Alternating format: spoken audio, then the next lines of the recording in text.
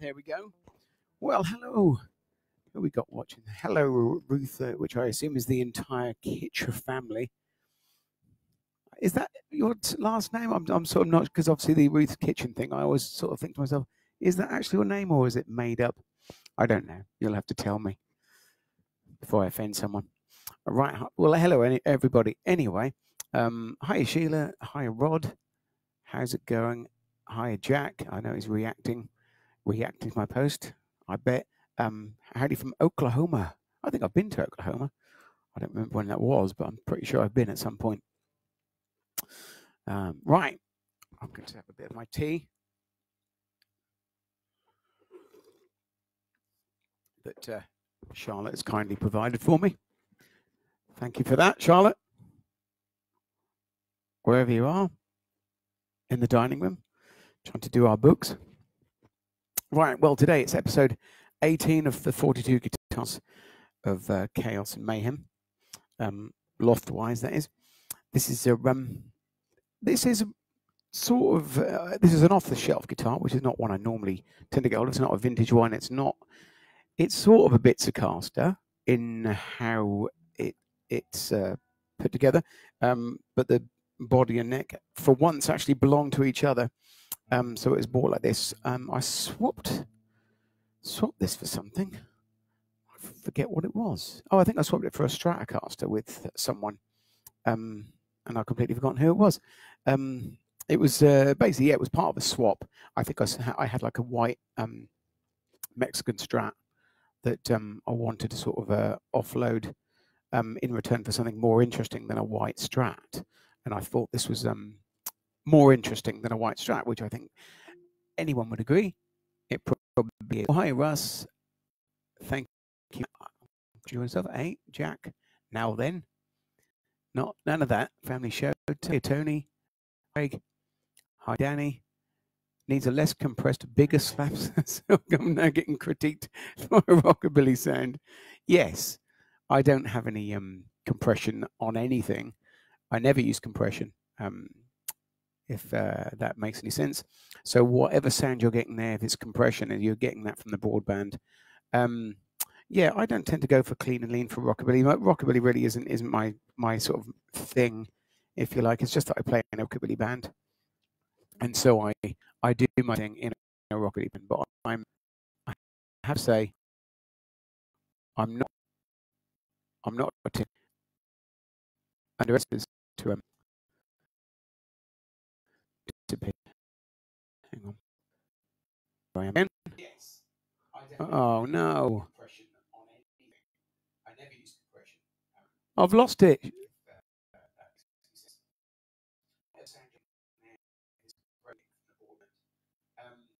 Yeah, I go for clean for rockabilly. Again. Ah, I'm back. It goes onto another page and it's looking back at me. So if you're still there, I had a bit of a moment, so no problem. Anyway, I was talking about Peter's comments. Yeah, I'm not aiming for a sort of a class, what you call how can I put it, a genuinely authentic rockabilly sound. Much like I don't try and go for a sort of a genuinely authentic blues sound. I sort of go for my sound, and how I sort of, if you like, faux rockabilly, which is a bit of slapback and a relatively clean sound for me.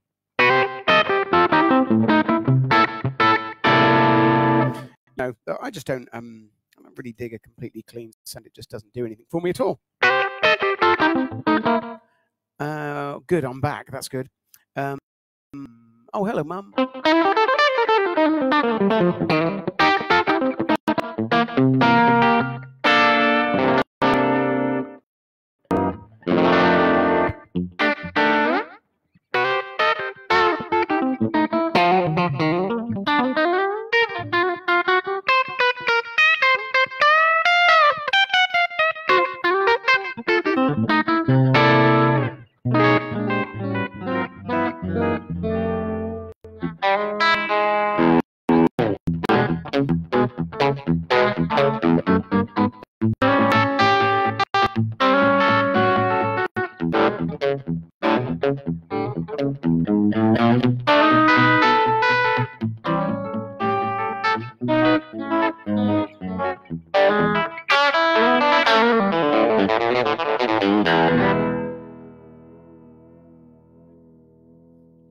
So yeah, basically this is a it's obviously a Telecaster, but this one is one of those things that I actually have to write that name down because I cannot remember it, because the name of this guitar is so long that it's not one I can actually remember.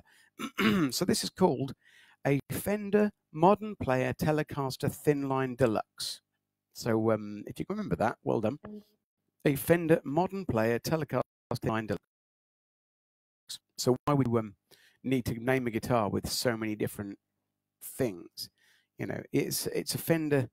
I suppose they needed some way of, like, you know, showing that it's not just a thin line telly, but you know, it's quite a mouthful.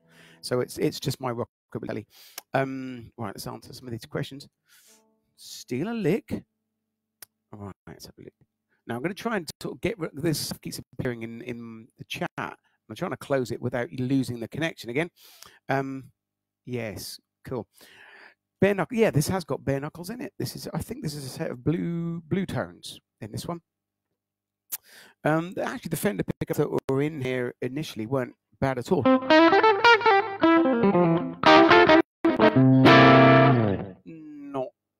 Not bad, not bare knuckles. Yeah, Peter, I'll blame you for the break in the live feed.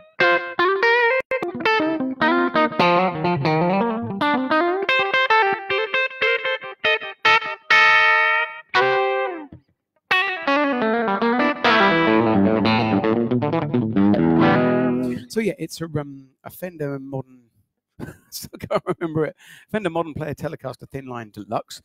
But again, I said it's not a Bittercaster, but it is one that I've mucked about with. So basically, when you buy these from off the shelf, I don't even know if they make them anymore. But the actual guitars were this sort of brown, sort of it looks black from there, but it's actually brown, sort of very, very dark brown. You can see the grain through the. Try and get it closer. You may be able to see that. So if you can see that at all with the actual sort of picture. It's brown with a little bit of wood showing through, but they all had black scratch plates and black pickup covers, which made for a lot of darkness, which I'm particularly sort of into the idea of having a bit of color on a guitar. At least it's a flash of color. And obviously Jack Allen's favorite pick guard, tortoiseshell. I'm a big tortoiseshell fan. And I like these that sort of cream P90 sort of feel. So basically, although it is an off-the-shelf guitar, I've sort of personalized it to the extent that I've put tortoiseshell scratch plate on, changed the pickup covers, changed the pickups. A little, let's try their cat. Those Deadbeat Cats, which is the rockabilly band that I play in with my good friends Daryl Blythe and Wayne Beecham.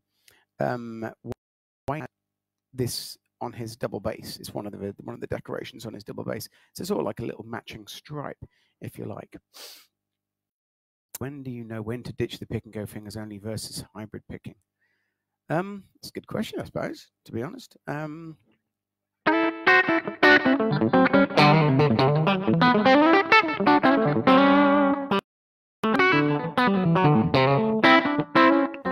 don't make it, I don't make a decision, to be fair.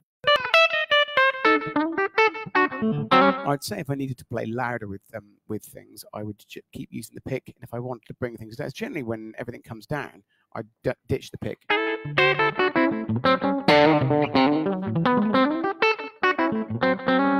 when I want to have a bit more volume.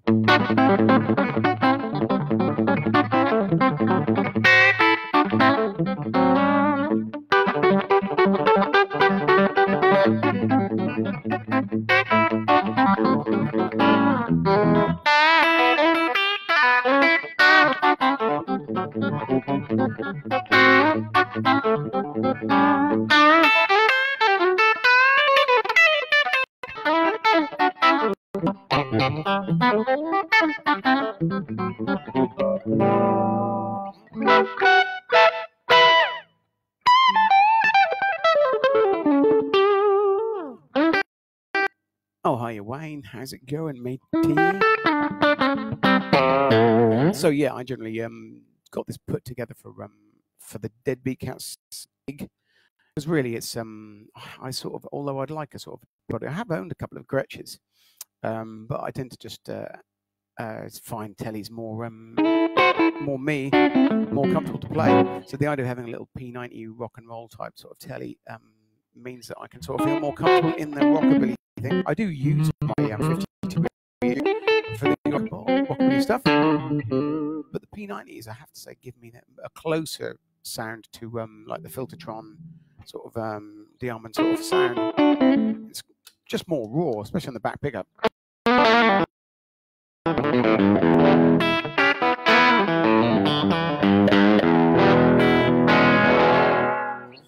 always think with P90s as well, no matter how clean they are, they always sound a little bit raw and dirty too.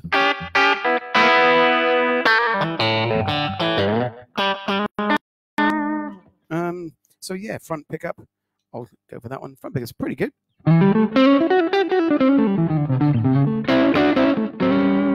Again, because it's a P90. It always sounds a little bit raw.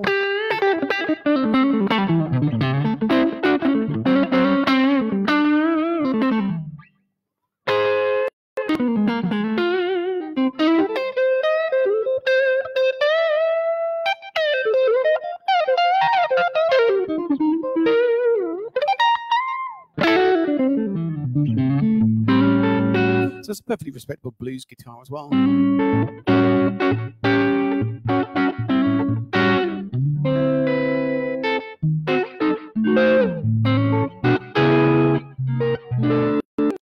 It sounds sort of nice.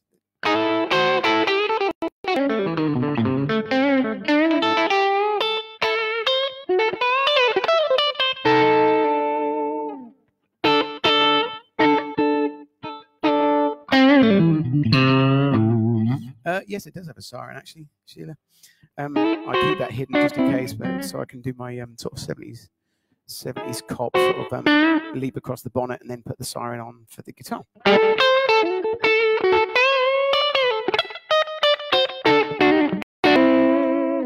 But anyway, that's the cleanest. I like it with a little bit of dirt on it.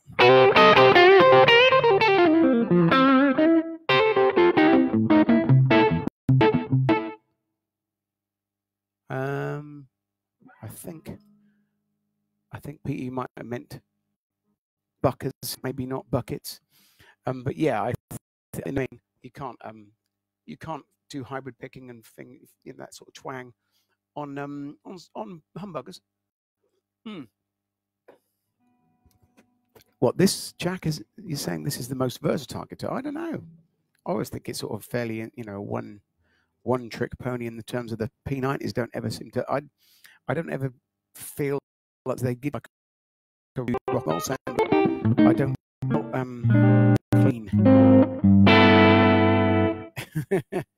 you want all of my guitars. Anyway, this one's for Jack. He did request this one, so I'll play it for you now. Yeah, to look at. Yes, buckers never inspired me to use, but yes, definitely, I feel exactly the same, Peter. If I'm playing mind you, have to say, yeah, the telly me want to play hybrid picking. Don't often. I do more of it on a telly. Right, here's one. I hope I get this right. I haven't played this one in a while, but I'm gonna do what I can over it. Let's have a go. This is a bit. Let me just turn this slap back up. This might be working better. There we go. That's lovely. Right, here we go.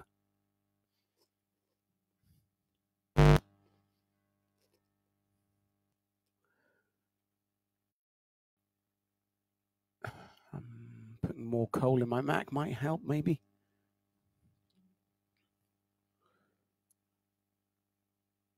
No, still nothing. Let's try again. I think my old MacBook has fallen to bits finally.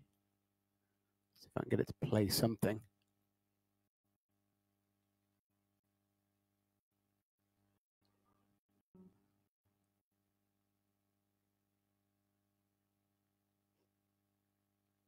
No. Oh, hang on. There we go. Right, this is a bit of the Stray Cats. This one.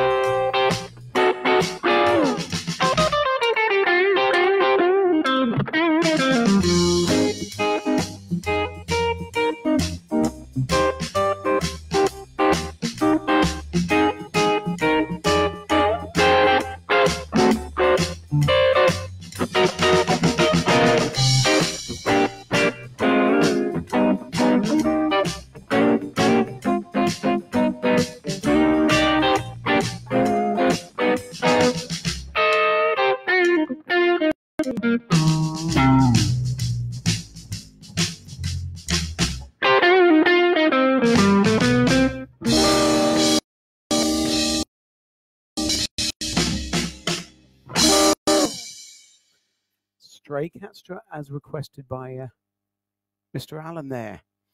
So not going to do Lip Up Fatty, which was the other request, but that was my proof. I think we were arguing over the why the black and white stripe was more rockabilly. That was purely really because Wayne's double bass has this stripe down it, so I assumed we had some kind of connection with rockabilly rather than ska. But I know what you mean. But we actually do some ska stuff in the band anyway. We actually, Those Big Cats is actually a band that does a bunch of random songs, like a load of 80s stuff, like Depeche Mode and what else? Duran Duran. We do some like Meghan Trainor and some Amy Winehouse, but all rockabilly style. Or we do some like ska, punk.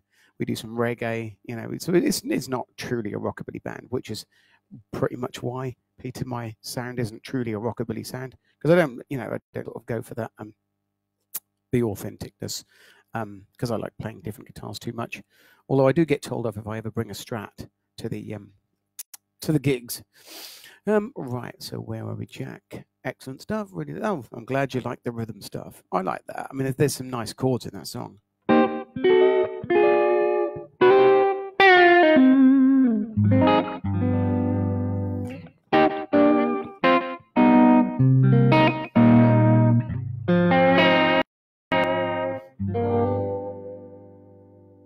This is quite good for that bending the neck thing, because it's got really loose necks. Some of my guitars don't have very loose necks. Like, for example, the 52, the JV behind me. Where is it? That one over there. That one has got quite a stiff neck. How I generally wake up most mornings, and it doesn't bend very well. But this one is really bendy, so it's really easy to move.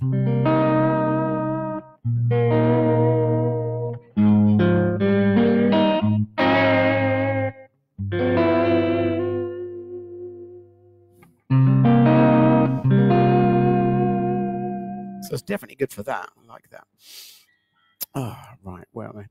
So that's my rockabilly guitar. Fender Modern Player Telecaster Thin Line Deluxe. And I had someone message on the other post. Tom Kilmer was pointing out the fact that he wishes he had a scratch plate like this. I told him he can get one on eBay, and so it also might prove, Jack, that people do like tortoiseshell scratch plates. I'll tell you what I'll do to really upset you is I'm going to get a tortoiseshell scratch plate for my 63 Telly, and take the nice mint green one off and put a tortoiseshell one. In fact, I could do that with all my guitars just to aggravate Jack, just to upset him. I'll do that. Anyone wants to send me any scratch plates, I'll do that with all the guitars. I'm only joking, Jack. Don't worry. Right, well, I'm going to play out with a backing track for a blues shuffle in A, because there's nothing better than a blues shuffle in A, other than some other things. I'll possibly be back tomorrow. Depends on how I get on with this demo. The demo is demos for the album. I think I've pretty much done all the music for the demos now. Me and Charlotte need to get some vocals put over the top. So I'll pretty much have a completed demo album. So all the songs have been written. So I'll get on with that. You write to your local MP. You can see what your local MP will do about me having a scratch plate somewhere. Why don't you write to my local MP? That would work. Anyway, guys, I'll see you later. Thanks for tuning in. Always nice to talk about guitars. I will hopefully see you tomorrow, if not the next day or sometime after that. Everybody take care of themselves. Here's a blues shuffle in A.